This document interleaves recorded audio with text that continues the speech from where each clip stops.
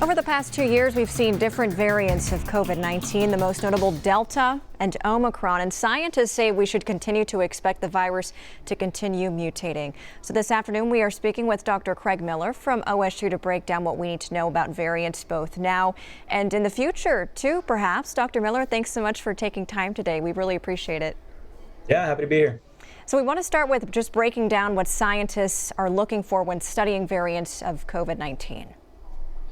Sure. So on a very broad level, scientists are looking at not only genomic structure, but also the ability for the virus to utilize certain proteins that it uses to infect. These would be the spike protein that many people have heard of.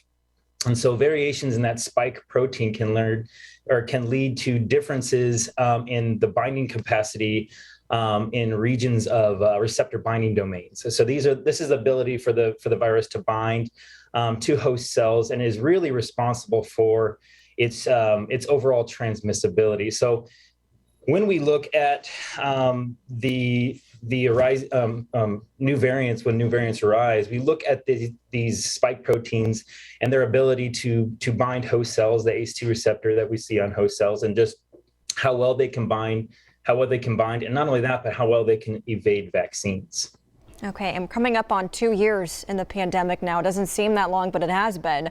And we've seen several different variants. We mentioned the two big ones, Delta, Omicron, we've talked a lot about.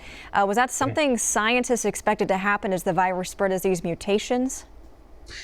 I think in a lot of ways we expected gradual mutations. So like the ones we saw with alpha and even beta variants, and to an extent Delta. These were gradual mutations that occurred in the spike protein over time. But the Omicron was something a little bit different, where we actually saw a mutation that occurred quite far back in the lineage, and it's substantially different from Delta. So I think the short answer to that is yes, we expect some mutations to occur, but it can happen where we get what we like to call antigenic shift, where the virus makes large mutations where it completely changes course and into something new.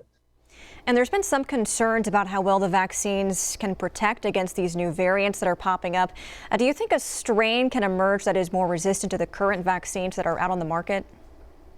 I think it's definitely possible. If we've learned anything over the last 2 years, that this virus continues to mutate, and whenever you have shifts in that spike binding protein, there is a potential for antibodies that are generated in response to vaccination to not recognize that receptor. So we're seeing that a little bit with this new Omicron variant, where our current vaccine while it's very protective, especially during or following a vaccine boost or immediate vaccination, those antibodies not only tend to wane a little bit over time, but they're less specific for that spike protein on that variant. So it can contribute to a little bit less of a protection. But however, I'd like to just mention that even though we do see a little bit lower affinity for this variant strain with vaccination, vaccination is still very effective at preventing severe COVID and hospitalization and even death. All right, Dr. Miller, that's it for us today. Thanks again so much for your time this Tuesday afternoon. We really appreciate it. You got it.